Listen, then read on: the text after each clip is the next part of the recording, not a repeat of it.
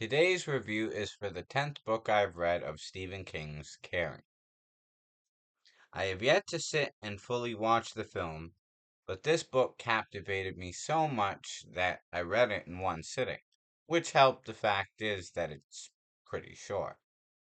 So, Carrie knew she should not use the terrifying power she possessed. She had been told over and over again by her mother that it was a sin to use her secret power to will inanimate objects to move, even small things like making marbles dance, or a candle fall, or a door lock. But one night at her senior prom, Carrie was scorned and humiliated just one time too many, and in a fit of uncontrollable fury, she turned her clandestine game into a weapon of horror and destruction. She made a lighted candle fall, locked the doors, and unleashed full force her strange and frightening power upon a small New England town and all the people in it. If The Exorcist made you shudder, Carrie will make you scream. So that's the synopsis. As far as horror factor, it gets 9 out of 10. From family issues to the chaos at the end, it remains electrifyingly scary. For story quality, I give it 7 out of 10. Considering it's his first book, it's a great story and definitely one that I can't forget.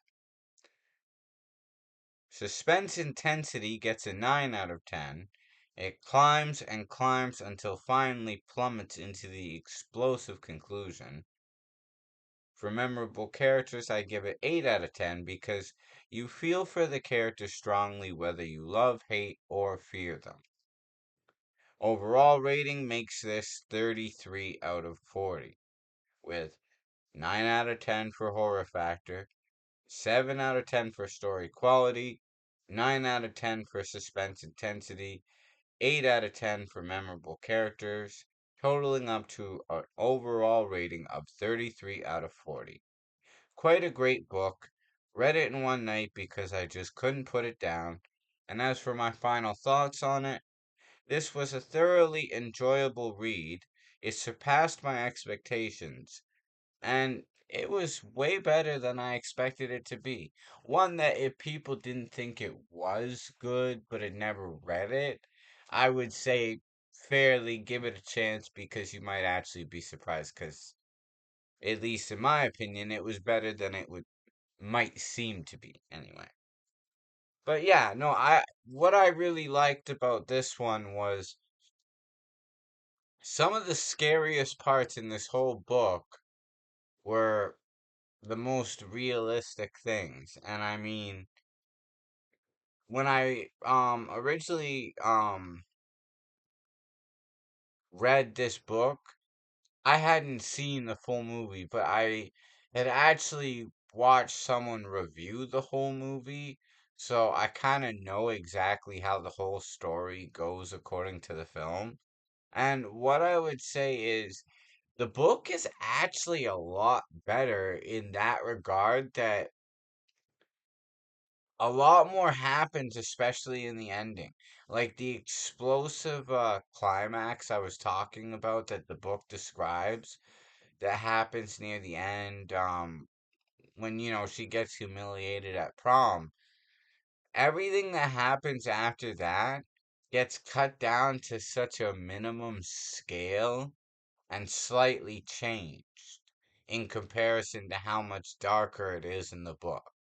But that's kind of what makes the book so crazy because I had kind of known how the film played out. So when I was actually reading the book and it got to the ending and it was that much crazier, I was like, wait, holy shit. Okay, what's gonna happen next? That didn't happen in the movie. I was like, yo, this is crazier, right? So yeah, like right when it got to part three, right? Wreckage. Wreckage is just, in fact, it might even been leading up to Wreckage. If I'm not mistaken, I'm pretty sure, yeah, the parts I'm thinking of or like right before it leads into part three, wreckage of the book. But what makes it so crazy is it's just you see how bad she gets treated for a good chunk of the book. That when all the stuff she starts to do to these people happen, you're kind of riding along with her for it. Like you don't really feel that bad for the people she's like fucking up in the story because they kind of had it coming. At least a good amount of them. Some of them were innocent, and you kind of feel bad for those people, especially the people who were good that got caught in the crossfire. Like her phys ed teacher, for example. I felt bad for her.